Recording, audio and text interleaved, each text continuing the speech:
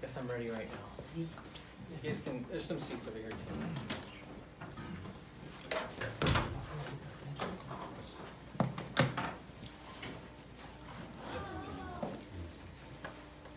So, good evening everybody. My name is Arnold Suarez. I'm one of the instructors here at RoboLink.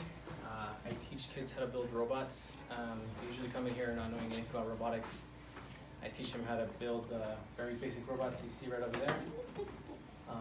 I get them from knowing nothing about programming, get them to learn a decent amount, enough to get the robot to perform some competitions. So, the topic of this today is the autonomous mini car competition. It's called RoPi. And here it is. It's a little tiny car right here. So, kind of an overview of what I'm going to talk about tonight. Talk about trend in autonomy that I see right now. Something that I've been noticing as I build more and more robots. And goals of this kit itself. So why we decided to actually make this kit.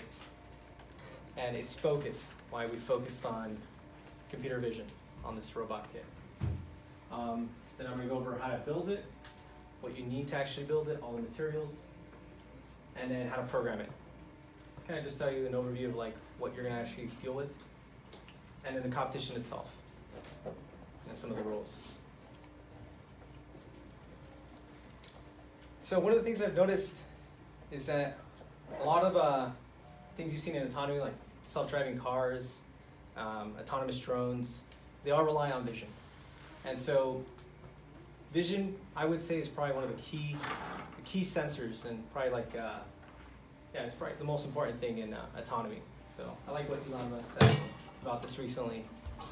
Said once you solve cameras or vision, autonomy then is solved. Okay, and I kind of subscribe to this as well. I think that a lot of the other sensors, they're doing all these other cool things, but if a camera can at least do maybe 60% of that, that's good enough. And I think cameras are just going to get, cheaper and cheaper. It's like kind of like a one-size-fits-all kind of sensor. You see on the top right, that's actually Tesla's autonomous driving system. It's doing optical flow. It's running a neural net behind that. It's pretty impressive. They haven't changed the hardware on it. They're doing it all through software. Well, that's what they're pushing to do. That drone you see down there, I think it was released today or yesterday. What's amazing about it is that those are all cameras you see illuminated. Okay, it's using stereo cams on right there in the back, front. I think it's a total of like 15 or 11 cameras. It's a ridiculous amount.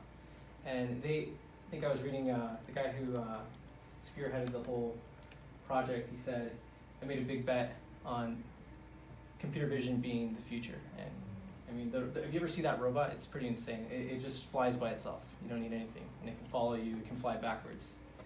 So there's a lot of cool things that are being done right now with just pure vision. And not much input from other sensors. So we got Tesla, we got Uber, Waymo. They're all doing the autonomous car stuff right now. So aside from the bad news, you guys probably heard, there's a lot of cool stuff going on. And I think right now there's like an open experiment that's going on right now. We're kind of seeing in real time. It's like, how much can you actually do with cameras, with only cameras? And I think that's an interesting topic, and I feel it's kind of not fair that only these companies are really like dealing with these problems, and somebody like me wants to actually deal with these problems. I don't really have a kit or a community to deal with this. There are, but the barrier of entry is really high. It's really hard to learn this stuff. So that's what this project is about. So this kit, I'm calling it RoPi. It's just for the RoKit Smart Board, which is that kit you see over there, and then a Raspberry Pi strapped onto the top of it. Okay, so it's got a computer, it's got a camera, and it's got our RoKit Smart Board, which is a robot-based board. It's pretty convenient since it's specifically designed for robots.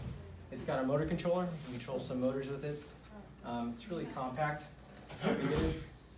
It's lined on the bottom with IR sensors. It's a total of 7. Then right here, it's got a couple more proximity sensors, and you get a buzzer, and you get a bunch of I/O pins. So what does that mean? You can program all those things. We usually build this kit without the Raspberry Pi for kids like 3rd grade and above. They learn how to program it, and they deal more with the hardware part of things. With this kit, what we're trying to focus on is computer vision.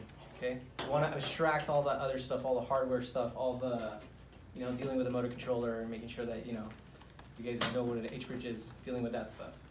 We want to abstract that. We just want to give you like simple to use commands, move forward, move left, move right, so you can deal with the really fun part, which is the computer vision part. With this kit, you'll learn Python, OpenCV, and one of the things that I kind of had to tailor was a competition challenge that would really test those limits of autonomy and computer vision. And so one of the tasks that the students will have to do is actually a Uber-based challenge. Kind of go over that in a bit. But basically they have to create kind of like an autonomous car. So building it. To build it, you need a Raspberry Pi 3. We make it really easy to set up. It takes like 45 minutes to build. I just built it today. Build an extra for one of the guys who works here. You need a couple of RoKit pieces. I'll show you what that looks like. It's just those pieces you see over there. 2 blue boards, a couple of nuts and bolts, some wheels, some motors, and that kit itself, the actual robotics board.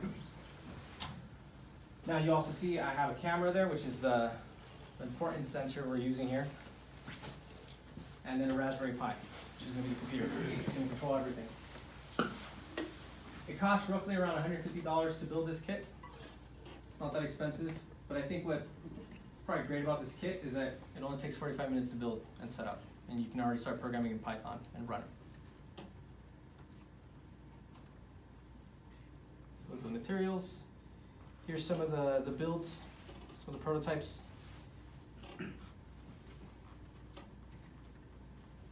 All right, so to program it, our main focus is Python, okay? Most other robotics kits kind of use Arduino. You're dealing more with electrical parts. We have a kit for that too. But like I said, our main focus are those 2 things right there, Python and OpenCV. OpenCV is the computer vision library. It's an open source computer vision library that is already pre-installed in the SD card that we will give to you. Installing it takes a while, but if you have that SD card, it's just plug and play. You can open it up, you'll have access to the Python files, you can run some really cool, very simple color detection programs, some template matching, all that kind of stuff. So this is kind of what the Python programs look like. Some of the functions will look like this, just like RoPi.moveRight, okay? It's pretty easy to understand. We'll try to abstract the part that deals with moving the robot so that you only focus on, like I said, just the vision part. So one of the things that we're really good at here at RoboLink is actually creating a lot of these great tutorials. They're step-by-step tutorials. You go onto our website and it leads you to Basecamp, which is something that a lot of teachers use. You can actually follow through the steps, click when you're done. It's kind of designed for younger students, but it's a good place to make tutorials. We also offer video tutorials. We offer online support. So if you do get our kit, you can rely on the fact that you're not just gonna be left in the dark. Most of these robotics kits that I've built myself outside of here have been you just get the pieces and then you're like, where's the instruction manual or where's the code? And you're kind of lost in the dark and you go on some forum, finally find what you're looking for. We don't want that. We want to hold your hand and actually walk you through it, and you actually know that, okay, I do this, I'm gonna get here. So that's gonna be our focus with the tutorials that we're gonna build. Now, some of the basic things you can do with it, you can do some color detection. I think I got a video, it's very short. Just showing you kind of tracking some basic color. I think right here it's just programmed to track red. And so you will be able to learn how to create a very simple program like this that can actually do some color detection in real time, which is kind of really important when it comes to robotics, is doing image processing on a real-time video feed. Let's see if it loads. So you can see I'm moving it around. The robot's right underneath it. You will need a monitor to run this, and I'm pretty sure everybody has like a TV with an HDMI port.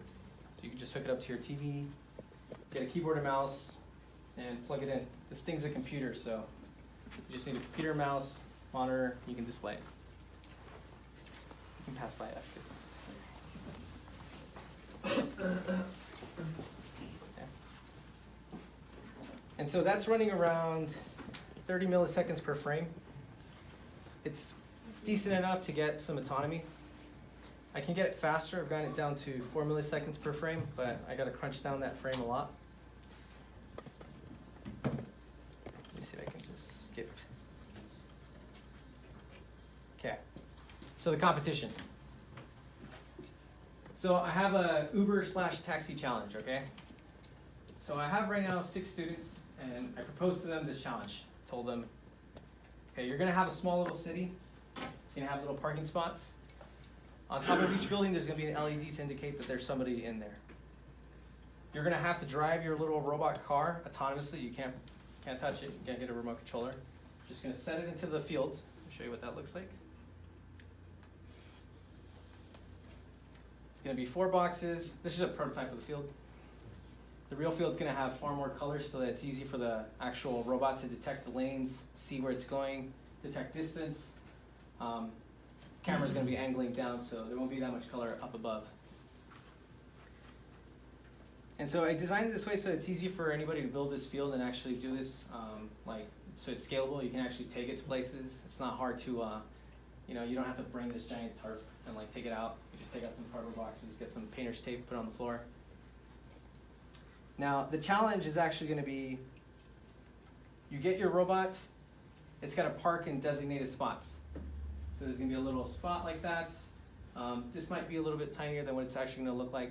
Depends on how big the robots get. I'm gonna designate maybe 6" by 6" or maybe 8" by 8. Make a bigger parking spot. I'm planning on putting red tape as well so that they park outside of it on the red lane. They get some points deducted off their score. They will have 2 minutes to perform this. There's gonna be 4 buildings. They have to drive, pick somebody up, drive to another spot, and drop them off. And then do that over and over. Whoever gets the most is gonna win. Now, how are they gonna get these IR codes, or these text messages, so they know where to go? Each of these kits actually has an infrared receiver. In this case, will be sending the messages randomly to the robot. So they have to already pre-program the robot in order to go to that location. So let's say I send an IR code that tells it, hey, go to building A, or go to building B, or C, or D. They have to have already programmed that robot to go to the locations, and they're gonna use computer vision to get to that spot.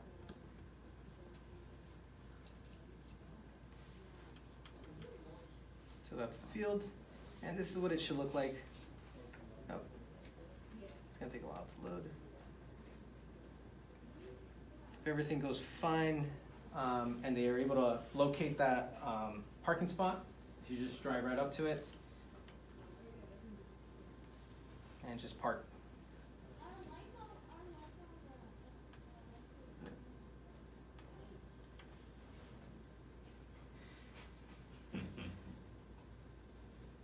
Just park like that. And then once they do that, they'll get an IR code to get the directions to the next spot. Some of the rules, it has to be an autonomous system. They can't use a remote controller to drive it around. If the battery dies during the competition, they will lose that match. Right now, we still haven't solidified the rules. We're still trying to figure out, with my students, once I run this competition, I get a field set up, I'm gonna see what things are too challenging, maybe tweak it. Maybe the competition is way too hard. Maybe they can't even pick anybody up.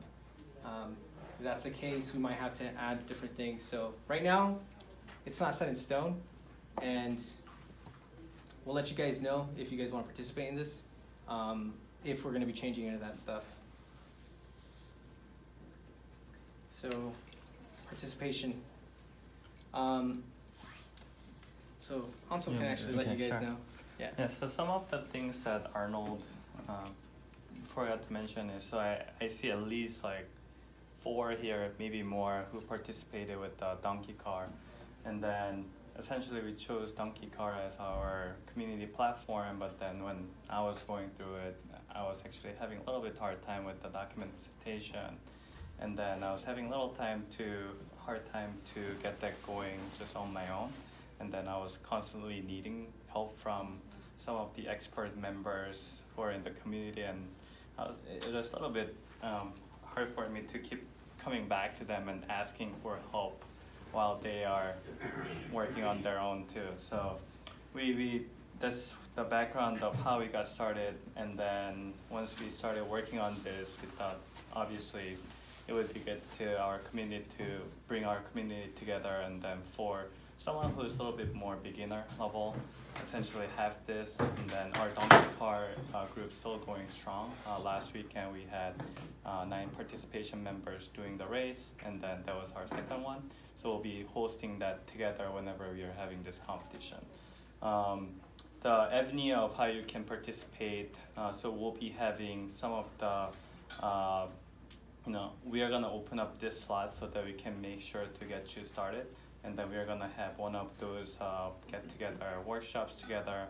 But our idea is before you guys come in, all the instructions gonna be up there, and then documentation is gonna be a lot more clear. And then setup time is gonna be, instead of doing that for 3 hours, 5 hours, it's gonna get down to like 45 minutes, including the building. So hopefully there's more time of working on the robot rather than setting up. Competition, as Arnold mentioned, we are shooting for either last Saturday of May or first Saturday of June. So we'll be just finalizing it and posting it up. We are planning on having maybe 3 of sort of workshops during this time so that all the members can come in. As all of you guys know, we have Slack channel, and then we are constantly talking about how to fix some of the things, so we are gonna put these up on our Slack as well.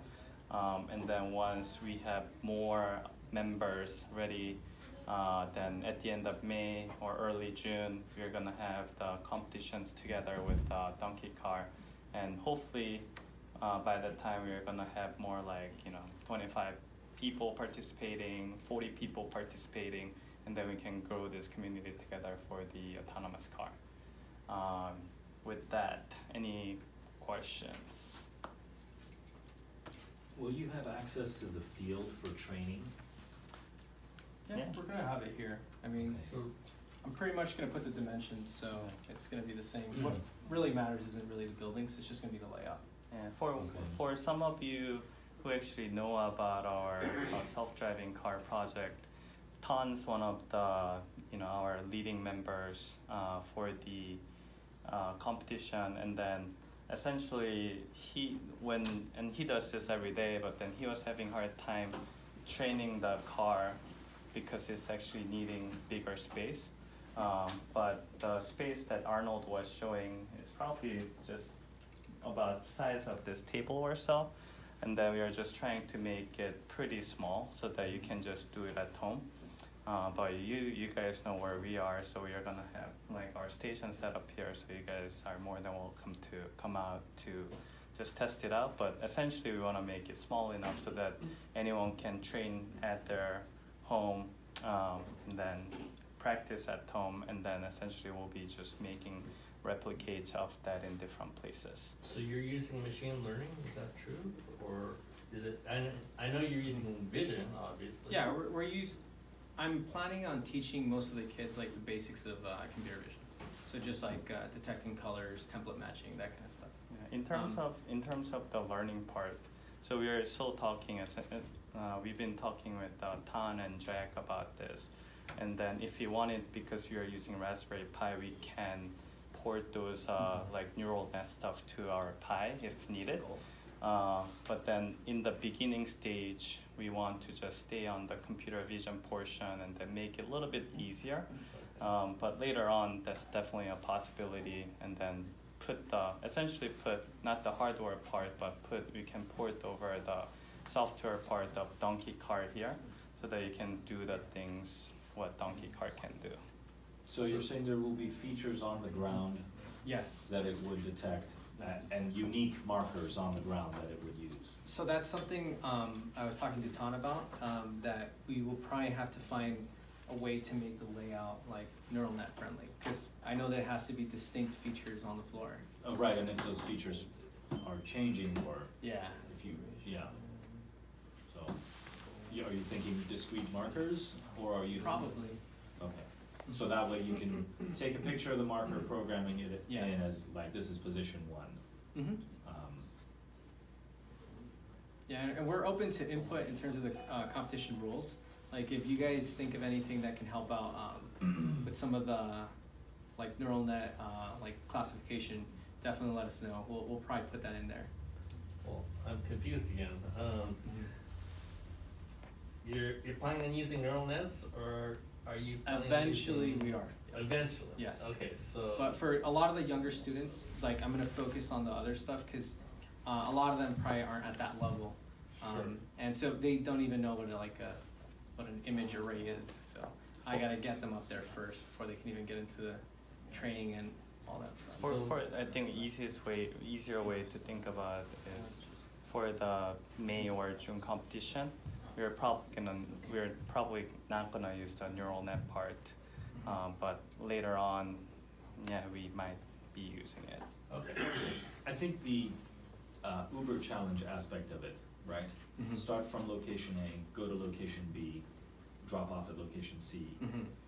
You're essentially asking for a SLAM algorithm to be able to, localize the robot where it is. And that might be a little challenging. Yeah. I know there's probably a ton of ways of doing this, and so like what I kind of like want anybody to do is try whatever you want to do. As long as you follow the rules, you can implement whatever method you want. So Mhm. either that be neural nets, just basic color detection, even using the sensors, you could do something like that. But I want it so that way anybody can join and actually participate in this. Whoever can do it the fastest, that's the rule. That's it. Do you have any odometry on those motors? The No. encoders? Okay. All you have is the camera and the IR IR sensors. sensors, yes. No ultrasound, no. You can add an ultrasound. I don't know if we're probably gonna be adding one of the kits with it, but it is something that I'm thinking about adding, because I know it's gonna help a lot, especially like detecting where the edges, the walls are and everything. You do get these IR sensors that give you proximity though. Like these front IR sensors are actually analog, Okay, so you can determine when you're close to a wall. okay. I thought those were just for receiving inputs from like a remote or something. Oh, we also have that too. Okay, Yeah, that's right here. okay, got it, so you got. That's actually how it's gonna get Right, the right. next Okay, location. Okay, I see. So yeah, it's open. Like, as long as you can do that task, try whatever method you want. Like, I'm actually curious to see how you guys try it out. Any questions? Anything you guys want to know a little bit more about? For the ones who's been actually working with the donkey, I know I haven't seen you guys out in the actual events, so could you share what the reasonings were? Are you don't have time anymore, or are you having difficulties? What are the reasons?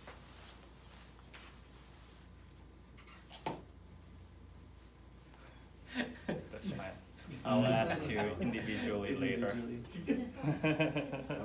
But yeah, like, one of the things we're trying to do with this is make it easy. Because I know robotics, like when you're trying to do a bunch of things at once, it's only a matter of time before you reach your first mistake, and then you're like frustrated, like why can't this work? And we're trying to make it really easy. It's just that there's such a significant difference between this and the donkey car.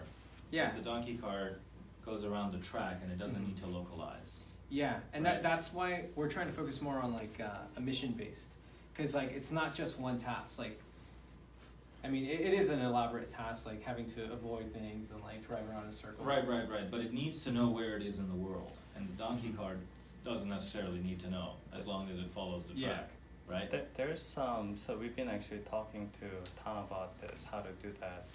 And then I think there's, if we have a controlled word, then there's like a lot of different ways to do it. For example, one of the things that we were talking about is it's gonna be really hard to do like a stop sign recognition. Once we put, this is like later on when we actually put neural net. If we have a stop sign, it's gonna be really hard challenge to do because the car is gonna be just recognizing stop sign as an image, and there's not gonna be a time on the neural net. But if we have some kind of like traffic signs that's changing from green to red, then without doing localization, we can actually navigate from one place to another. Essentially, if we have controlled area, and then if we let By pre-recording paths, yes, I see. because we know what the word is, and we'll be providing all the I see. map of it. Yes, Yeah. And then there's gonna be different trigger signs that you can use for the robots, Different trigger. like traffic Oh, I see. lights. I see what you mean. Yeah. I mean, if you are going to get to neural networks, you need to standardize your background, because right now, like this cart, for instance, is horrible for vision, right? Yes. So, white background or whatever, white ground or black ground or whatever, something neutral. Some of the thing we've been actually looking at like a couple of different options. One way is just using really bright painter's tape so that it's really obvious. Another way is some of the robotics and then because we are gonna have smaller space, we should be able to do something like one of the robotics competition called First Lego League. They even have just printed, like they print the whole field together, and then that's gonna be same floor. So in terms of the floor, then we can like control some of that.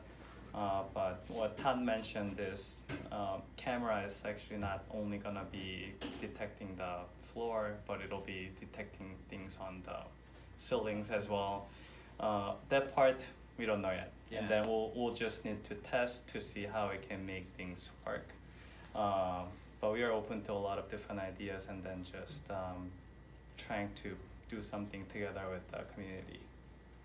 Because one of the thing for my personal reason, I think racing is fun, but I actually wanted do things with our community and for our students. I actually wanted to do something similar to what the industry is solving, and then I don't think that's the race. I think it's actual like navigation, and then avoiding and things like that.